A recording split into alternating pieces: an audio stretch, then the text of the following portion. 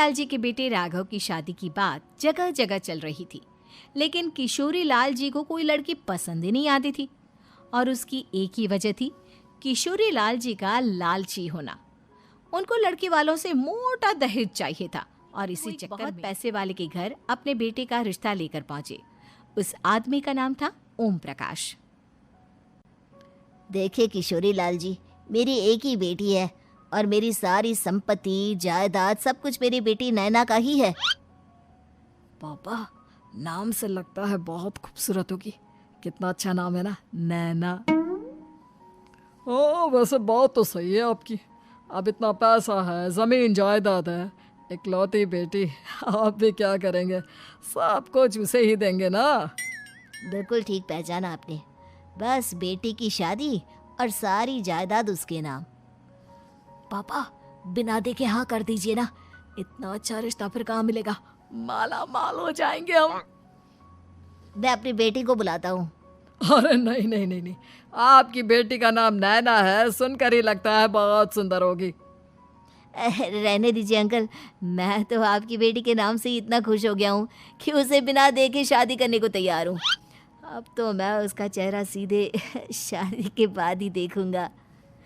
और इस तरह राघव नैना का चेहरा नहीं देखता और उससे शादी कर लेता है। शादी के बाद अपनी सुहाग रात पर जब राघव नैना का घूंघट उठाकर देखता है तो नैना की आंखें बंद थी। कितनी खूबसूरत हो तुम नैना, जरा अपनी आंखें खोलकर मेरी तरफ देखो तो सही। नहीं, मुझे शर्म आती है। अरे, मैंने तुम्हें शादी से पहले भी नहीं देखा, और अब अगर तुम आंखें खोलकर मुझे देखोगी भी नहीं तो मुझे अच्छा कैसे लगेगा? इससे पहले कि नैना अपनी आंखें खोलकर राघव की तरफ देखती, अचानक से लाइट चली गई और राघव नैना को पूरी तरह से देख भी नहीं पाया।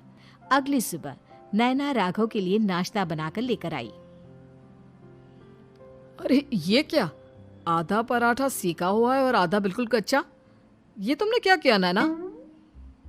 बहू, तुमने क्या आधा पराठा तवे से नीचे लटका कर रखा था, जो आधा सेका है और आधा कच्चा?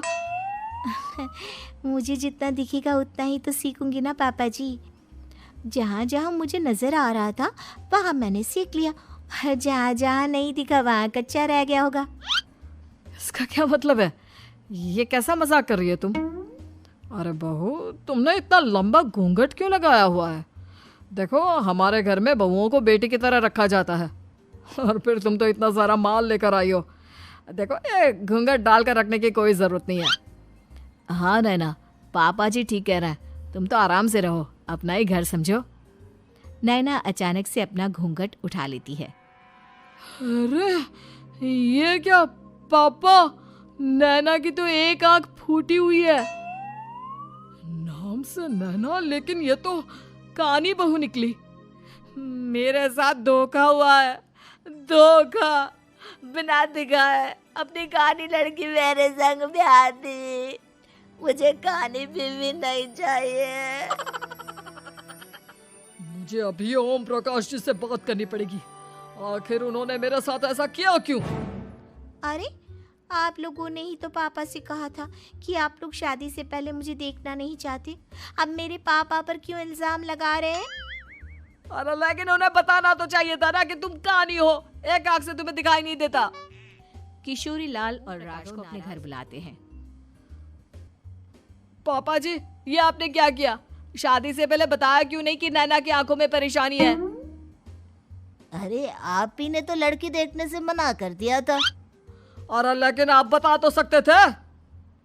आपको तो हमारी बेटी की प्रॉपर्टी चाहिए थी, वो भी पूरी की पूरी। अब क्या हुआ अगर उसे आधा दिखाई देता है? प्रॉपर्टी तो आपको पूरी मिल गई ना। अरे ये क्या बात हुई? मेरी शादी प्रॉपर्टी से नहीं, आपकी बेटी से हुई है।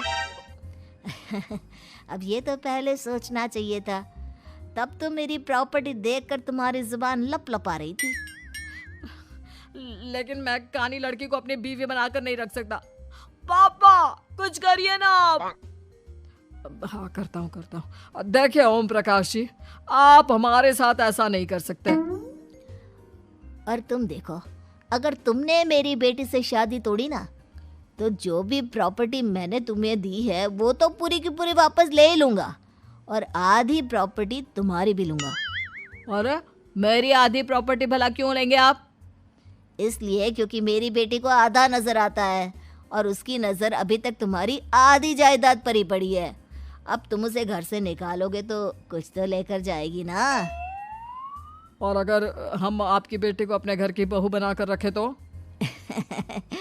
तो तुम्हारी पूरी प्रॉपर्टी तुम्हारी ही रहेगी और जो मैंने तुम्हें दिया है ना उसमें से बस मैं आधा लेकर जाऊंगा। अरे लेकिन अब आप अपनी दी हुई प्रॉपर्टी में से आधी वापस क्यों लेकर जाएंगे? अगर मैं आपकी बेटी को अपनी पत्नी बनाकर रखने को तैयार हूं तो? इसलिए ताकि भविष्य में अगर तुम मेरी बेटी को धोखा दो तो उसके पास कुछ तो रहे जो पति का हो। वैसे मेरे पास तो बहुत कुछ है लेकिन अपने पति की कोई निशानी तो उसके पास होनी चाहिए ना। अब अगर तुमने मेरी बेटी को कानी कहा तो तुम्हें प्रॉपर्टी भी कानी ही मिलेगी, पूरी नहीं। जमाए राजा। किशोरी लाल और राघव समझ चुके थे कि वो बुरी तरह फंस चुके हैं और अब उनके पास वहां से निकलने का कोई चारा नहीं है। अब समझ में आया ना, लालच बुरी बला होती है। एक तो तुम्हें प्रॉपर्टी मिली, ऊपर से बीवी मिली, उसमें तुम्हें नखरे भी दिखाने हैं। आए बड़े, चुपचाप बैठो। के बाद नैना राघव की कार लेकर बाजार घूमने निकलती है और जब कार लेकर वापस आती है, ये क्या? एक तरफ से मेरी गाड़ी पूरी खराब हो चुकी है।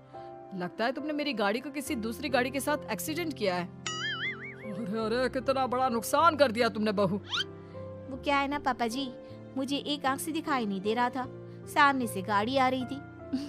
मुझे तो सिर्फ आधा ही दिखाई दिया और वो गाड़ी मेरी कार से रगड़ते हुए निकल गई। अब मैं क्या करूं बताओ? आप इसे ठीक कराने के पैसे कौन देगा? तुम्हारे पापा। तुमने मुझसे इस तरह से बात की? अभी रुको। नैना राघव की शिकायत ओम प्रकाश को कर देती है। देखो राघव, अब जो मेरी आधी प्रॉपर्टी तुम्हारे पास थी ना उसमें से आधी और मैं लेकर जाऊंगा क्योंकि तुमने मेरी बेटी को डांटा। अरे नहीं पापा जी, गलती हो गई, माफ कर दो। गलती की तो कोई गुंजाइश ही नहीं। अगली बार मेरी बेटी को डांटा तो बची हुई आधी में से आधी और ले जाऊंगा।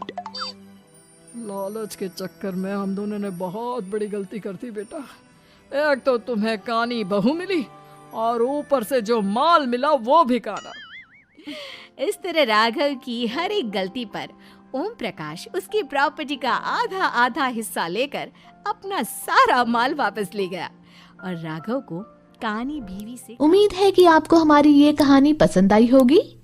कृपया हमारे चैनल को सब्सक्राइब करें और सभी अपडेट्स के लिए बेल आइकन जरूर क्लिक करें और हाँ, वीडियो लाइक और शेयर करना मत भूलिएगा। Bye bye.